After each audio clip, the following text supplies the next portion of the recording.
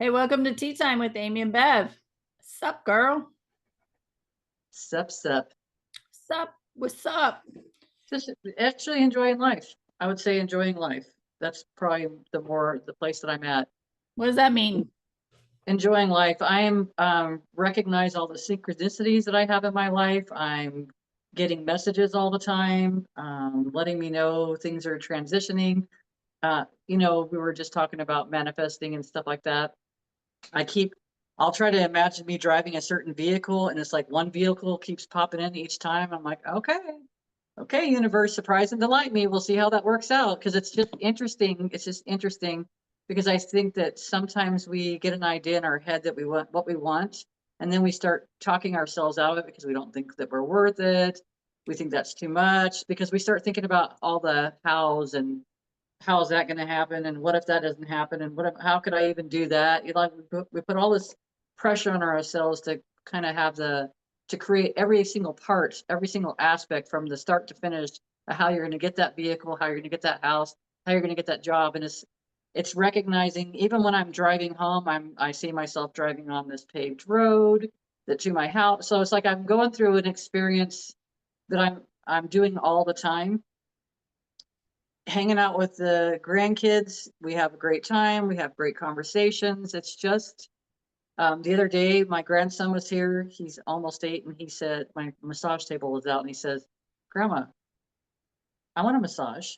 And I'm like, "Okay, well, let's get up, climb up on the table. You take off your shirt." And I said, "I'll cover you." He had his pants on and stuff like that. So I put a thing across the back of him so I didn't get oil on his clothes. And I sat there and I was like rubbing his back, and he's like, "Oh my gosh, grandma, this feels so good." Like he must have told me, I don't even know how many times. And then he kept bringing it up throughout the day afterwards. But he totally mellowed out. Not that he was like hyper or high strung before he got here, but he was in such a place of peace. And we don't recognize, for me even, kids are so good to have around because they're so freaking honest about things, even to the point of, "Oh, grandma, that's pulling my hair. You probably just go a little bit lower on my nut." Like he's telling me what to do now. That's funny, I which love is it. great. It's great, which I appreciate. Like wish all my clients would be more vocal about all that stuff. Yeah. You know what I mean? But something's bothering them, speak up. But we've learned to tolerate things and put up with things, even if we don't like it. And I think it's because we don't really know how to communicate it, which is part of a conversation we had too. But we don't know how to communicate without hurting someone else's feelings, and it has a lot to do with the energy that we have when we're having these conversations. Even in your relationships, if we're having a conversation around here, if I'm coming from a neutral place and asking questions that might otherwise be, they could be upsetting depending on what kind of energy I'm coming at the conversation with. You get a different outcome from the people around you. But back to the massage, it's like I think every kid should be getting a massage. Honestly, I mean, they talk about, which I didn't plan on talking about any of this stuff, but they talk about like parents, when they're from the childs that are babies, when you're putting their lotion on them to kind of massage their bodies and stuff like that because it makes such a difference. And I got to physically see it, visually see it with my grandson. And now my granddaughter will be like, "Rub my back, grandma." So she'll just lay right on the floor in front of me and I'll just rub her back. What she just seems to enjoy that. But it's like it's just being aware that there's just these little differences that what I didn't even spend probably 15 minutes doing this.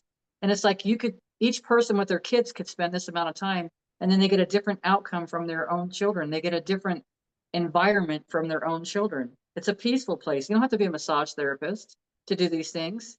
It's just giving them that one-on-one and that touch and it's not even, I was rubbing his back and then I massaged his arms and his hands, but it's like it's just so simple. This is such a simple task that had such a huge outcome. It was something that lasted for hours and hours and hours throughout that day. And it's nice for them to know that they're loved and without, because they don't listen to our words a lot. We say all kinds of things, parents, teachers, peers, like everybody says all kinds of things, but they don't, their energy doesn't always match up with what they're saying. And that's confusing and it's a conflicting with kids. And it is with people too, but they just don't, they're not 100% sure why they're feeling these things. And then until you start isolating and you start paying attention more, right? When you're listening and you're observing, everything kind of shifts. So I think that's kind of an important piece out there. It's not only is it important for us to get massages, for us to help relax, but it's like us. I'll sit and massage my own hands. I can massage my own arms. There's things that we can do for self, and that's important. I haven't sat and massaged my feet, but I could, and it'd probably be very valuable for myself. That's very grounding, right? It's just, and then with all that being said, I was processing, I always think about grounding as putting your feet in the dirt and all that stuff. But I've heard that, eating things, eating foods and stuff like that can be very grounding, probably because you're in the now.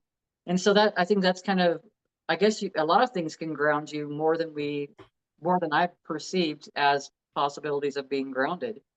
And it is sitting there massaging those feet. It's not just sitting there and imagining you have these roots coming from your feet to the earth, or, going into these great, huge meditations. You can simply say the words, or you can massage your big toe or your hand or whatever, massage your scalp.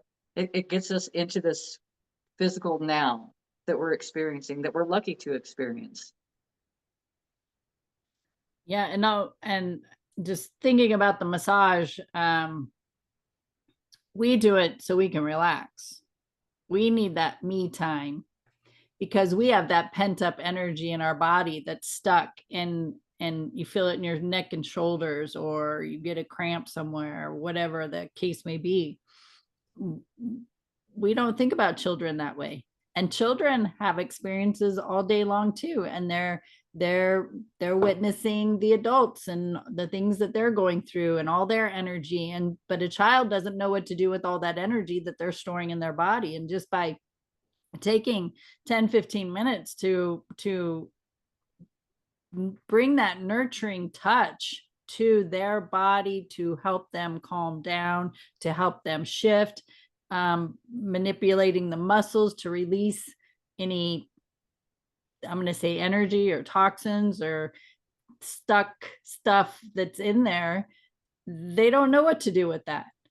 And this is an opportunity to make a nurturing connection with that child as well, provided that you are in that, as the parent, in that nurturing, or grandparent, in that nurturing space for them to receive that nurture from you. Now, if I just grabbed a child's arm and just kind of kneading, KNEA, right? Kneading Yeah. their muscle just quickly because I'm irritated, or I got things to do and I don't have time for this, but they want it done, right? You're sending a different energy to their body. Whereas if you sit and caress and like a nurturing, gentle massage to the Yeah. child, it's a whole different energy, and it shifts. I think it also too, you may have been in a calm space to do it.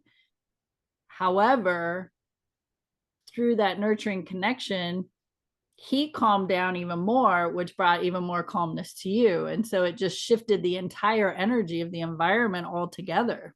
Yeah. Well, this is the whole ebb and flow, right? The infinity sign. Yeah. It totally is. And it's like, I never said anything to him about going to the bathroom or drinking fluids or anything like that. He's like, Grandma, I have gone to the bathroom 6 times now since that massage. And he's like, that has to do with the massage. And I'm like, and he's right, because he doesn't normally, Yeah. that's not really a thing. And it's not something that I noticed. I couldn't tell you that he had fluid on his body or anything like that, but then he had a response. Kids are brilliant. They really are brilliant. They're very, very smart. And I don't think if adults would stop and listen to the conversations they're having, everything would change. Um, Kind of the conversations when we get mad at our kids. I got mad at my kids sometimes too. But when we get mad, if we stop and recognize that that child is you, that child is a version of you. And it's like, if you don't have time for that child, that's because someone didn't have time for you. And now you have an opportunity to change everything.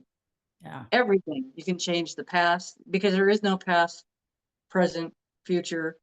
No, future, present. It's everything is right now. Everything is right now. And I do really wholeheartedly believe that there's no separation between the timelines, as far as everything is happening right now, is really what my point is. And it's like, it's an opportunity when we are looking at them to approach ourselves in a different way, because our mom version of us or our dad version of us, that the way that they approached us when we were at that stage, it's just such a huge trigger, that all that emotion that you're feeling at that moment, and you're being triggered by something because your kid's not listening, because they defied you, because they lied to you, because of whatever. It's an opportunity for you to approach it from a different perspective, differently than than it was brought to you. And it's like it changes everything. So I don't have control over everything in everybody's lives, but I do have opportunities to have conversations about it. And I don't, some things will be presented to me and it's like, I wish I wish I could do something differently for you for that. But this, we have an opportunity to see things from a different perspective. Uh, that also goes along with what you were saying is our parents showed up in the version they knew how to show up, whether it was loving or abusive. Doesn't matter what side or in the middle. That's how they knew how to show up. And then we take that on because that's what we were raised with. That's our programming. Yeah, we might make some tweaks. We may not be as abusive, or we'll lean more towards more loving, but we still have controlling aspects. Like there's still going to be pieces of us that are pieces of our parents or the adults that were in our life that raised us, in our body, in our system, in our subconscious.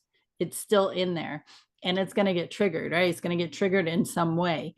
And then your children come along, and like you said, they do something, and that triggers that emotional baggage that you've been hanging on to, that you didn't know what to do with. Not you as Bev, but anybody that's listening. And so that gets triggered, and we have the opportunity, it's like Bev was saying, we have the opportunity to stop and recognize what is happening. This is a huge piece of self-awareness. Recognize what is happening. And in that moment, you have opportunity to shift everything. Because if everything is happening now, past, present, and future, and we are one, omnipresent with energy, we are everything, then you stopping and recognizing what's happening, that this is an opportunity in that moment to heal a situation that you were raised with, that your parent, right? That's ancestral healing that if you don't know about it, look it up.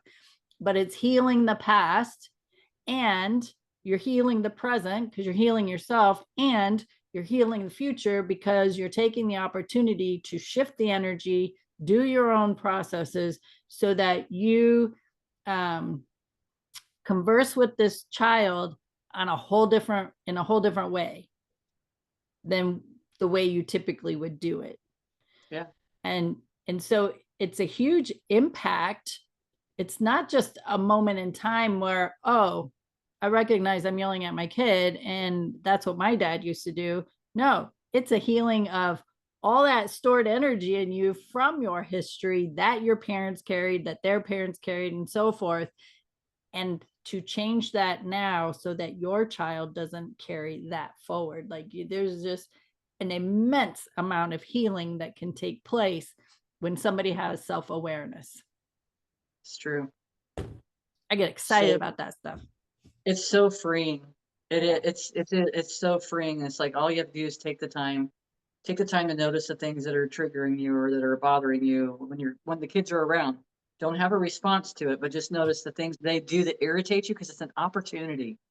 And then questioning yourself, not from a victim standpoint, because the victim standpoint will come out and try to defend everything.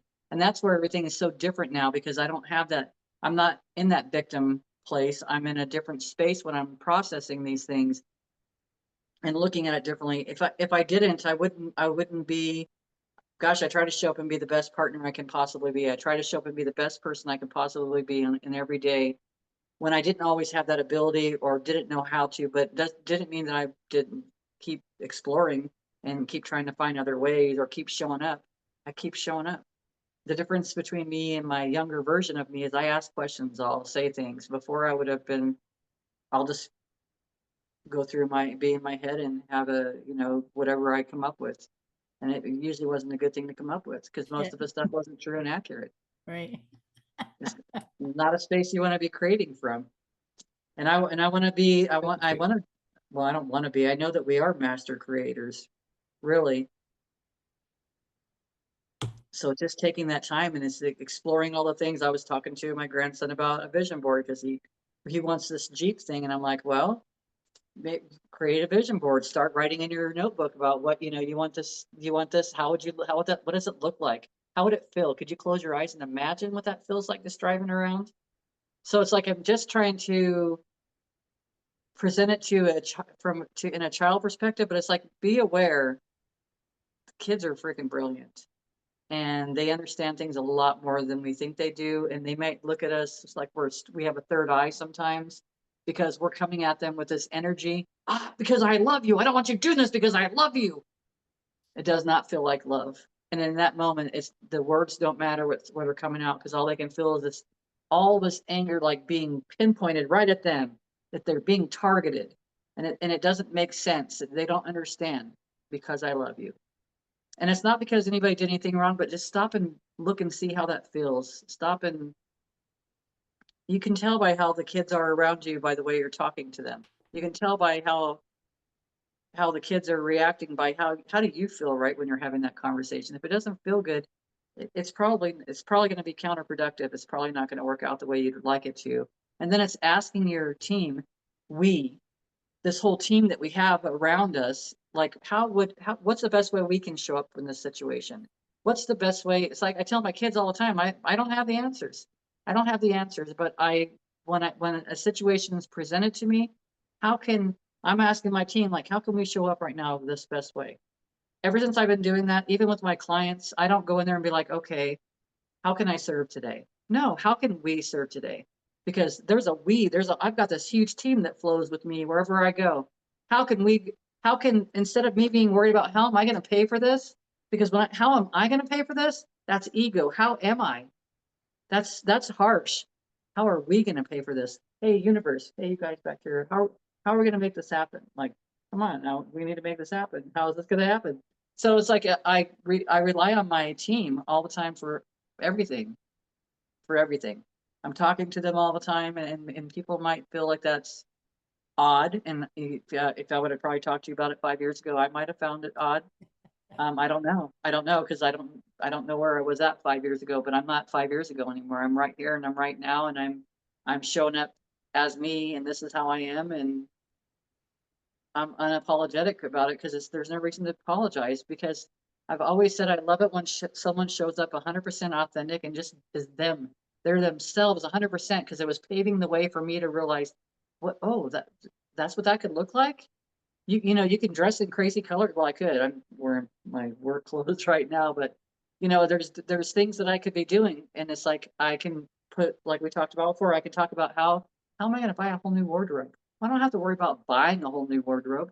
Hey, universe, how can we manifest a wardrobe that's going to be something that's nice and colorful that I'm going to flow in, I'm going to vibrate in, I'm going to just feel great in all the time. I'm going to uplift people just by walking in the door. It's just having the imagination and playing with it. Yeah. It's funny that we're having all these conversations and we're getting ready to roll into a new year. Yeah. And I was thinking about that because here I am looking at my list of our 12-month, Yeah. which I don't look at all the time. I don't look at mine all the time. And then I look at my December and it's like, it's talking about listening and intuition and all this stuff is happening for me right now. And it is. And Yeah. and if we don't take inventory, if we don't stop and be in awareness of it and aren't right now, then we miss out on all the stuff that we're doing right now. We have so many things that are happening right now that are so amazing and positive. Something else I wanted to touch on. Everyone's always trying to figure out their purpose. Always trying to figure out their purpose. Everybody. Oh, what's my purpose? There's got to be more to me. And I was hearing people say recently on a lot of the different things I listened to, they were talking about, well, what did you want to do when you were a kid? Well, I wanted to be a veterinarian and I wanted to be a nurse. And I don't want to be either one of those now. But below the surface of that, it was I wanted to help people. I wanted to heal people. I wanted to do things. And it's like we stop. and we stop ourselves from doing those things because I don't want to be a nurse and I don't want to be a veterinarian. I don't. But the underlying thing was that was my desires. My soul knew that I wanted to help people. That's what my soul knew. And now I've always had a feeling, even from doing massage, that we've got to be able to heal. We got to be able to heal everything. Everything could be healed. Like that's my whole, that I know that to be true. Now I haven't proved it to myself 100%, but I've got this knowing inside of me. So I've got to let my team flow through me. Those are the passions. Those are the things. One of my daughters wanted to be a bus driver when she was growing up. Why? Because she wanted to be, just told her recently, I said, you wanted to be a freaking guide. We get so serious and so caught up in all these details. The guide that helps to guide someone, that helps to nurture them, to help, because that's the way she always was. She wanted to be, helping people, nurturing them. She always had people that had maybe hearing disabilities or abilities, however you want to call it. They weren't hearing the same way that we were hearing. They might have communicated sign language, so she'd learned sign language. She'd always be to the defense of those that she felt needed to be defended. So it's like we get so caught up in all these things and we think there have to be these big, huge things, but it's like break it down and then start asking your team, okay, team, so we can heal people. What does that look like? How can we heal people? And so it's just being open. How can we communicate more with spirit? How can we? It's just being open to the information that's flowing. And this whole time, I swear, I've been looking at everything from a different perspective. And now, because I was like, I don't want to be a freaking veterinarian. That's the stupidest thing. It's like, these guys don't know what they're talking about. And then I just started breaking it down. It's like, yeah, they do. Stop and think about the things you wanted to do when you were growing up. And I wrote down, keep it simple, sister, because that's what kids are. Kids are simple, but they Yeah. understand so much. And so as a child, especially in the time that we were children, we knew what a doctor was and what a nurse was, what a bus driver is, what, right? We knew those titles, and because those were talked about. We didn't know what a life coach was, or a healer. Like, we didn't know those terms. But you're right. You think about a doctor, a nurse, a vet, like we want to help, we want to heal, we want to uh, do something to nurture people. And so, it just goes right along the lines with the massage with your grandson. It was so simple. Things that he said was so simple and direct. The things that kids understand is so simple. We're adults and we've created this chaotic way of communication because that's what we know. And if we just brought it down to simplicity and listened and did better at communication, it would be so incredible on so many levels of us actually healing and understanding each other. Yeah. Instead of trying to understand everybody through our own traumas. Yeah. So crazy. Yeah. But you're right. It is simple. It is simple. Yeah. And communicating. If questioning someone, did you mean it this way? Well, maybe they did. Maybe they did mean it that way. And what if Yeah. they did? Who cares? That Yeah. doesn't define who you are. But the way we respond can be a defining moment for sure. But it's not written in stone. It's an opportunity for change. Yeah. And I've said that to myself this week, actually. Keep it simple, sister. Keep it simple. I'm talking to myself. And so it's KISS, right? And Yeah. people hear it in other ways, in other terms. But I'm like, keep it simple, sweetie, or keep it simple, sister. Because we make things so difficult. Even in our daily tasks, we find a way to make them difficult, because then we feel good about ourselves because we learned how to do it from that difficult view. When if we just went back to just keep it simple and work smarter, not harder. I have to remind myself of that too. Work smarter, not harder. How can we simplify this? So It's nice. yeah. All right, friends, you got a lot out of this. And so we went from massage to working smarter, not harder. So in a short amount of time. And you can have these conversations with your friends, your family, your coworkers, somebody in the grocery line. Just have a conversation with somebody and plant the seeds or share the content, share what's resonating with you, share what's helping you, and or share the links for the videos and the content that's helping you, whether it's a PDF, whether it's a podcast, doesn't matter. Share it with people so that they can hear the information as well. And then it doesn't matter if it's from us or somebody else. I don't care. What I care about is people are doing and being better in themselves. That's what I care about. And the better we get, the better we are. And the better we are, the better the external is. And so it's total self-awareness of yourself. I didn't have to say that. Self-awareness of yourself. Sometimes I say things, I'm like, why did you say that? That's kind of funny.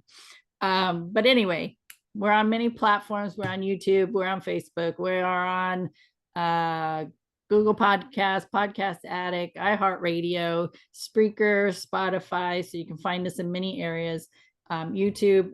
And so just share what works for you. Any final words? I would say the things that your interests and the things that you're pursuing have been pursuing you the whole time. That's the only reason you're drawn to it. And don't discount it. It's so easy to discount our desires, brushing ourselves aside. And it's like, take time to notice the things that get your attention. Take time to notice the things that you like to listen to on YouTube. Take time to notice what you want to do. Are you sitting doodling and drawing? Are you having conversations with people that are, uplifting them? Just take time to be in awareness of self, and you'll find your path becomes a lot easier. Yeah, absolutely. All right, my friends, until next time, this is Tea Time with Amy and Bev. Signing off.